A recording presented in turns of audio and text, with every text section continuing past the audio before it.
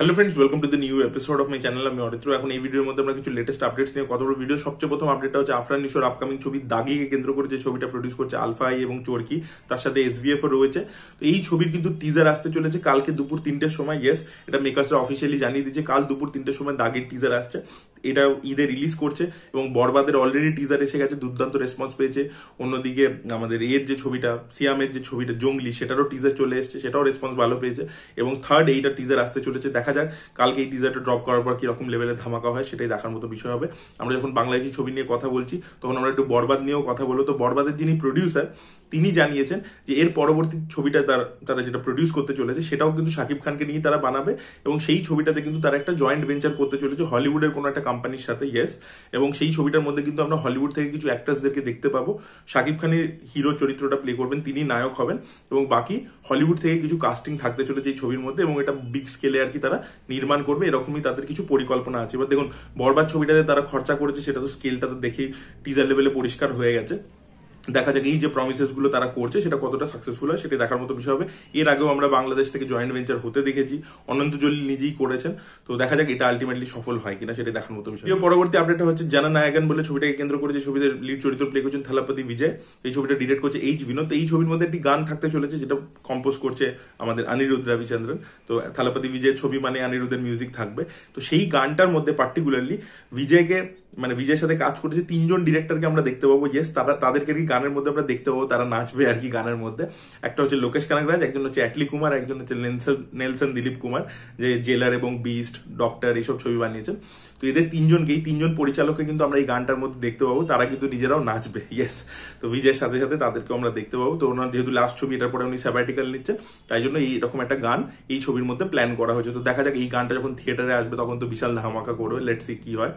আর এর পরবর্তী আপডেট হচ্ছে কাজলের আপকামিং ছবি মাকে কেন্দ্র করে, যেটা একটা মাইথোলজিক্যাল হরর ছবি হতে চলেছে। 27 জুন রিলিজ করতে চলেছে। এর পোস্টার চলে এসেছে, পোস্টারটা কিন্তু বেশ ইন্টারেস্টিং।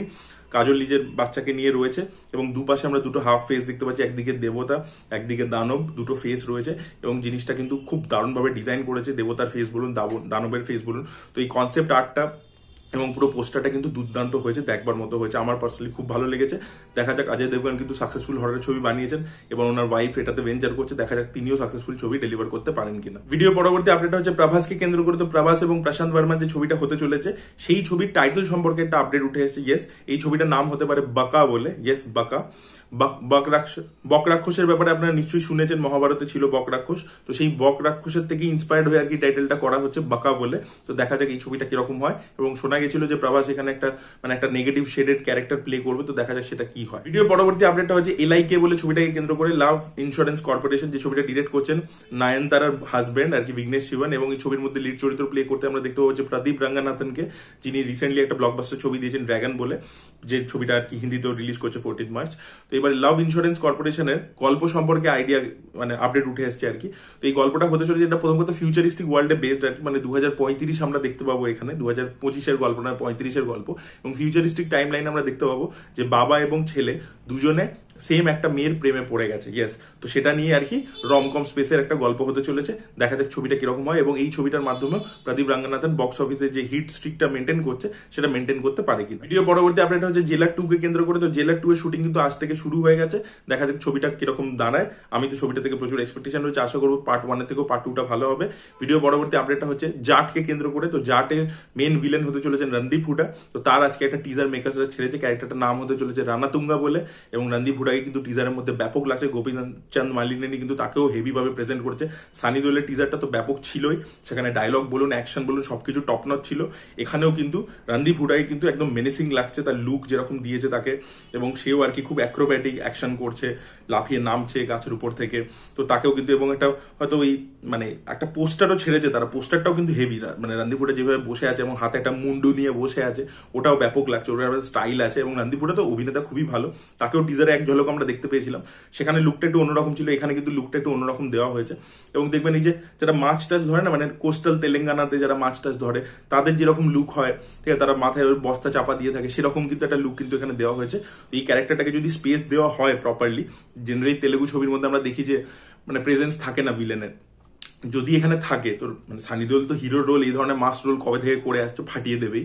তাকে যদি ব্যাপকভাবে প্রেজেন্ট করে, যেটা আমার মনে হয় করেওছে, এবং যদি রণদীপ হুডাকে স্পেস দেয় সেও কিন্তু আগুন লাগিয়ে দেবে। তো এই ক্ল্যাশটা কিন্তু দেখতে হেভি লাগবে। তো I am really looking forward to জাটের জন্য এক্সাইটমেন্ট দিন দিন বাড়ছে। এই ছবিটা কিন্তু মানে ডার্ক হর্স 10th এপ্রিলে এই ছবিটা যদি ঠিকঠাক বানায় না গোপীচাঁদ বানালি, উড়িয়ে দেবে নর্থ ইন্ডিয়া। ভাই সানি দেওল এখনো দম না। ভিডিও পরবর্তী আপডেট হচ্ছে সালার 2 কে কেন্দ্র করে। তো সালার 2 এর মধ্যে একটা টানেল ফাইট সিন থাকতে চলেছে। তো প্রশান্ত নীলের ওয়াইফ কনফার্ম করেছেন যে এই টানেল ফাইট সিনটা নাকি 10 টাইমস বেশি ব্রুটাল হতে চলেছে। একটা কালী ফাইট সিন ছিল সালার 1-এ, কালী ঠাকুরের সামনে মেয়েগুলোর সামনে আর কি, যে মারামারি করে প্রভাস এবং সবাইকে মেরে দেয়। সেই ফাইট সিনটা প্রচন্ড প্রশংসা হয়েছিল, তার কোরিওগ্রাফি সেটা প্রচন্ড ব্রুটাল ছিল। প্রভাস পা কেটে দিচ্ছে, এই কেটে দিচ্ছে, তার থেকে 10 টাইমস বেশি ব্রুটাল হতে চলেছে এই টানেল ফাইট সিনটা। প্রশান্ত নীল সেইভাবেই নাকি ডিজাইন করেছেন সালার 2 এর মধ্যে, এটা তার ওয়াইফ কনফার্ম করেছেন। এর পরবর্তী আপডেট হচ্ছে রেস 4 কে কেন্দ্র করে। তো এই ছবির মধ্যে আমরা অ্যান্টাগনিস্টের চরিত্রে হর্ষবর্ধন রানাকে দেখতে পেতে চলেছি। ইয়েস, এরকমই একটা আপডেট উঠে আসছে, তবে তিনি ছবিটা এখনো সাইন করে নেননি, তার সাথে আলাপ আলোচনা চলছে। এবং ডিরেক্টর কে হবেন এই ছবির সেটারও একটা আপডেট উঠে এসেছে। নিখিল আডবাণীর নাম প্রথমে শোনা যাচ্ছিল, তিনি নাকি এই ছবিটা ডিরেক্ট করতে পারেন, বাট পরে শোনা যাচ্ছে না, ওম রাওয়াত যিনি তানাজি ছবিটা বানিয়েছিলেন, পরে আদিপুরুষ ছবিটাও বানিয়েছেন, তিনি নাকি এই ছবিটা পরিচালনা করতে পারেন, এরকমই একটা আপডেট উঠে আসছে।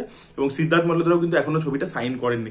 মানে দুটো হিরো থাকবে আর কি, মানে সাইফ আলী খান এবং সিদ্ধার্থ মালহোত্রা, এবং ভিলেন হর্ষবর্ধন রানা, এরকমই নাম উঠে। এর পরবর্তী আপডেটটা হচ্ছে সিকান্দারকে কেন্দ্র করে। তো সিকান্দারের একটা হোলির গান, সেটা কালকে রিলিজ করছে এবং তার একটা টিজার আজকে চলে এসেছে। টিজারটা কিন্তু বেশ ইমপ্রেসিভ ছিল। ফার্স্ট গানটা থেকে সেকেন্ড গানটার ইম্প্যাক্টটা কিন্তু আমার মনে হচ্ছে বেশি ভালো হবে। তো দেখা যায় কালকে গানটা এলে তখন ডিটেলে আলোচনা করতে পারবো আমরা। ভিডিওর পরবর্তী দুটো আপডেট হচ্ছে কাকাবাবু 4 এবং আমার বসকে কেন্দ্র করে। তো আমার বস ছবিটা কিন্তু 16 মে রিলিজ করছে না, ছবিটা প্রিপন্ড হয়ে এসছে, এক সপ্তাহ এগিয়ে এসছে।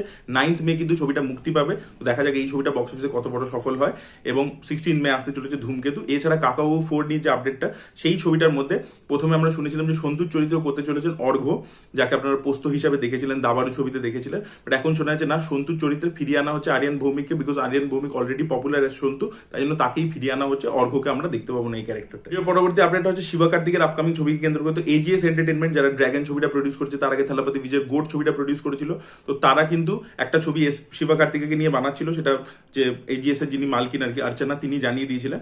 তো সেই ছবিটার ব্যাপারে আপডেট উঠে এসেছে যে 2018 বলে যে মালায়ালাম ছবিটা এলো, যাতে টবিনো থমাস ছিল, তার যে ডিরেক্টর জুড অ্যান্টনি, তার সাথে শিবা কার্তিক একটা ছবি করছেন, সেটাই আর কি এজিএস এন্টারটেনমেন্ট প্রডিউস করবে। এটা একটা বিগ বাজেট ছবি হবে।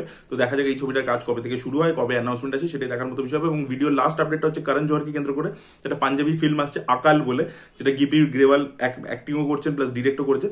এই ছবিটা করণ জোহরের সাথে যৌথ মানে একসাথে কোলাবোরেটিভ ওয়েতে তারা রিলিজ করছে আর কি, প্যান ইন্ডিয়া লেভেলে পাঞ্জাবি ফিল্ম, যেটা প্যান ইন্ডিয়া লেভেলে রিলিজ হবে। এটা একটা period film, period action film হতে চলেছে। 10th এপ্রিল এই ছবিটা মুক্তি পাবে হিন্দিতে এবং পাঞ্জাবি ভাষায়। দেখা যাক ছবিটা দিয়ে পাঞ্জাবি ইন্ডাস্ট্রি প্যান ইন্ডিয়া লেভেলে কোনো রকম পেনিট্রেশন ঘটাতে পারে কিনা। So this were the update guys. আপনাদের কি বক্তব্য অবশ্যই কমেন্টে জানাবেন। এই ভিডিওটা ভালো লেগে থাকলে লাইক করুন, শেয়ার করুন, চ্যানেলকে সাবস্ক্রাইব করতে ভুলবেন না। Bye bye.